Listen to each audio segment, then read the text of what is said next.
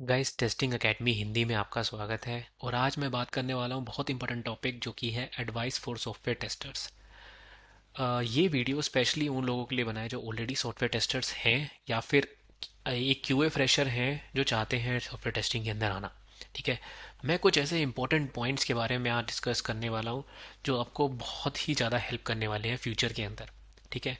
तो शुरू करते हैं। इसी का मैंने एक पार्ट इंग्लिश में बनाया था जो कि टेस्टिंग एकेडमी इंग्लिश में पढ़ा हुआ है और वो बहुत ज़्यादा फेमस हुआ था, तो उसी का एक हिंदी में कन्वर्जन कराया मैंने।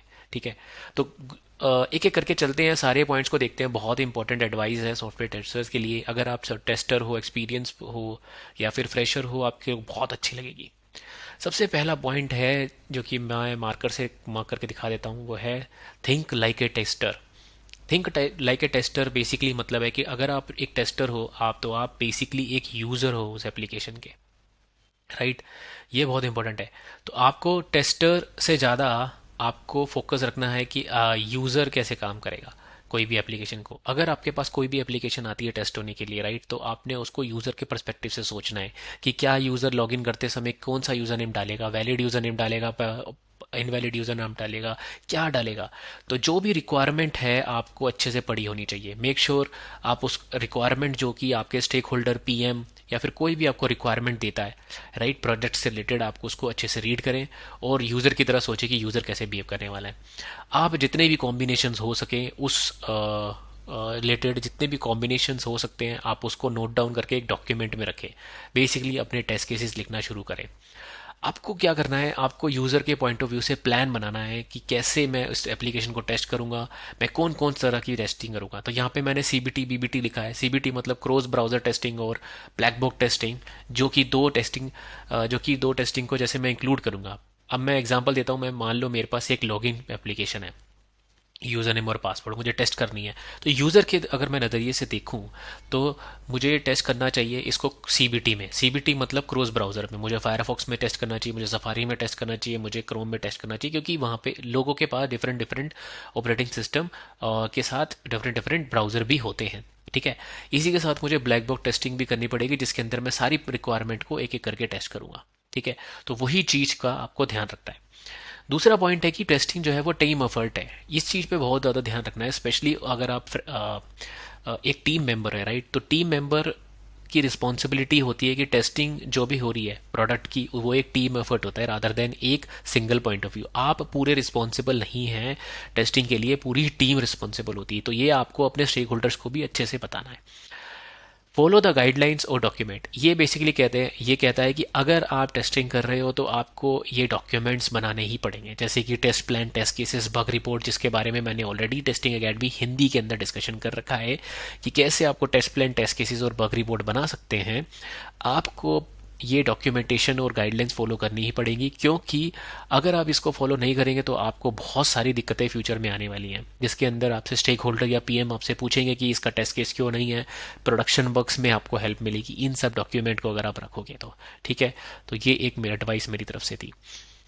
अ, अगली एडवाइस पे आते हैं जो कि है कि टेस्टर जो होते हैं वो हमेशा उनको विजिबिलिटी के इशू आएंगे और आपको क्लैरिटी से रिलेटेड भी इश्यूज आने वाले हैं। बेसिकली है, इसका मतलब ये है कि जनरली आप कितना भी अच्छी टेस्टिंग कर लें, कितने भी अच्छे मैनुअल टेस्टर हो, कितने भी अच्छे ऑटोमेशन टेस्टर हो, जब भी आप ऑटोमेशन या फिर टेस्टिंग या मैनुअल टेस्टिंग करेंगे आपको विजिबिलिटी के इशू आएंगे। मतलब आपको बहुत से लोग आपको उतना बढ़ चढ़ के encourage नहीं करेंगे जितना आप एक्सपेक्ट करते हो। मतलब जब भी कोई प्रोडक्ट लॉन्च हो जाएगा तो डेवलपर्स को सब वाह वाह करेंगे, पीएम्स को वाह वाह करेंगे, पर टेस्टर्स को कोई वाह वाह नहीं करता है, बहुत कम होता है। तो ये आपको थोड़ा सा मैं सजेस्ट करूंगा कि ये आपको थोड़ी सी दिक्कत आने वाली ही है, तो इस पे थोड़ा ध्यान रख सकते हैं। पर इस चीज़ को ओवरकम किया जा सकता है अगर आप बहुत ज़्यादा वैल्यू डालते हैं, बहुत ज़्यादा वर्क करते हैं और टीम के अंदर अच्छी रेपो है और रिस्पेक्ट मिलती है आपको, तो विजिबिलिटी के इशू थोड़े से कम हो जाते हैं। अगला पॉइंट में मैं बात करना चाहूँगा कि आप गेट कीपर नहीं हो एप्लीकेशन के।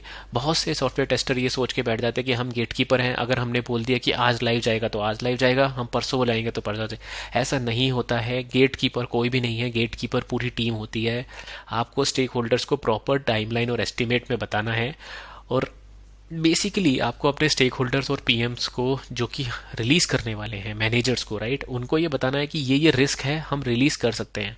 आपको रिस्क बता के डाइट डेट जरूर बतानी है कि हम इस चीज को रिलीज कर सकते हैं। आपको गेट कीपर नहीं बनना कि हम जब तक ये 5 बग नहीं होंगे हम नहीं जाने देंगे। तो गेट कीपर बनने से कोई किसी का फायदा आज तक नहीं हुआ है सॉफ्टवेयर टेस्टिंग में। उल्टा आपसे लोग हेट करने लगेंगे और आप सॉफ्टवेयर टेस्टिंग में आपको थोड़ा सा बैड इंप्रेशन भी आएगा। ये मैंने अपने पूरे 10 साल के एक्सपीरियंस में नोटिस करा है। तो गेट कीपर मत बनिए सॉफ्टवेयर टेस्टर अगर बनना चाहते हैं। आप अपनी टीम में प्रॉपरली कम्युनिकेट करिए कि ये इश्यूज हैं और इस रिस्क के थ्रू हम लाइव जा सकते हैं।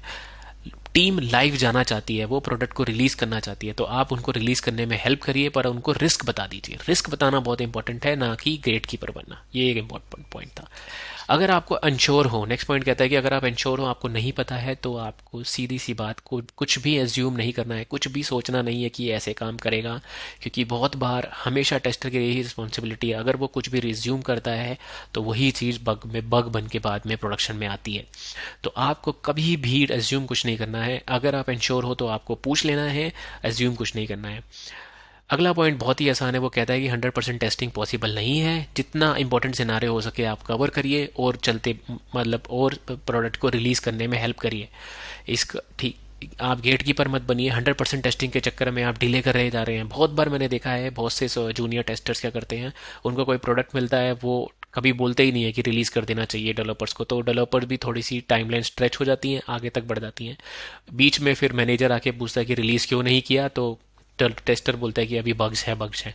तो वो मत करिए। 100% टेस्टिंग कभी नहीं होगी। जब भी आप इंपॉर्टेंट सिनेरियोज आपने कर लिए हैं, बग्स फिक्स हो गए हैं, तो आप प्लीज़ उसको रिलीज की तरफ ले जाइए। क्यूए के रिस्पेक्ट गेन करिए। आपको वैलिड बग डालने हैं, पीएम स्टेक होल्डर्स की हेल्प करेंगे, डिजाइनर्स की जितनी हेल्प करेंगे आपको उतनी रिस्पेक्ट मिलेगी। चलिए मेरे पर्सनल फेवरेट एडवाइस के बारे में बात कर लेते हैं। हमेशा लर्न करते रहिए, नए न्यू थिंग्स, पीओसीज ट्राई करिए। ना कहना बहुत सीख लिए। ना कहना बहुत इंपॉर्टेंट है। कई बार आपको बहुत सारे एडहॉक काम और बहुत अलग अलग चीज़ें बीच बीच में वक्त में मिल जाएंगी, उनको ना कहिए और अपने काम पे फोकस करिए। स्टेक होल्डर, डिज़ाइनर जितने भी होते हैं, उनके साथ अकेले में उनके साथ मिल के काम करिए, अकेले में मत कर काम करिए। बहुत सारे टेस्टर मैंने देखा है कि अगर उनको एक वीक मिलता है तो वो पहले दिन दिखाई देते हैं और सीधा आखिरी दिन दिखाई देते हैं। ऐसे मत करिए। बीच में अगर आपको डाउट है तो अपने स्टेक होल्डर, पीएम, डेवलपर जितने भी हैं उनसे कंटिन्यूसली बात करते रहिए। उनको अपनी प्रोग्रेस बताइए डेली कि मैंने इतने इतने टेस्ट केस कर दिए हैं। स्क्रम में बताइए, प्रॉपरली गाइडेड करके डॉक्यूमेंटेशन उनको अच्छे से बताइए, जिससे कि उनको क्लियरिटी मिले। पीयर रिव्यू करवाइए अपने जितने भी डिलीवर हैं। डिलीवर मतलब यहाँ पे टेस्ट प्लान, टेस्ट केसेस जितने भी हैं उनको आपस में रिव्यू करवाइए। डेवलपर को दिखाइए, ईएम को दिखाइए, डिस्कशन करिए। जितना डिस्कशन हो सके उतना इंपॉर्टेंट है। उसके बाद मैं आपको एक वीडियो सजेस्ट कर रहा हूँ जिसका जो मेरे इंग्लिश चैनल पे 9 things I wish I know before I started the Q engineer, जिसके अंदर बहुत इंपॉर्टेंट पॉइंट्स मैंने बताए आपको इनिशियली। ठीक है, तो ये एक वीडियो थी जिसके अंदर मैं बता रहा था आपको एडवाइस फॉर सॉफ्टवेयर टेस्टर। अगर आप सॉफ्टवेयर टेस्टिंग में स्टार्ट कर रहे हैं या फिर एक्सपीरियंस पर्सन है, आई होप आपको ये एडवाइस अच्छी लगी होगी। मिलता हूँ मैं अगले वीडियो में। ये my name is Pramod. Thanks a lot.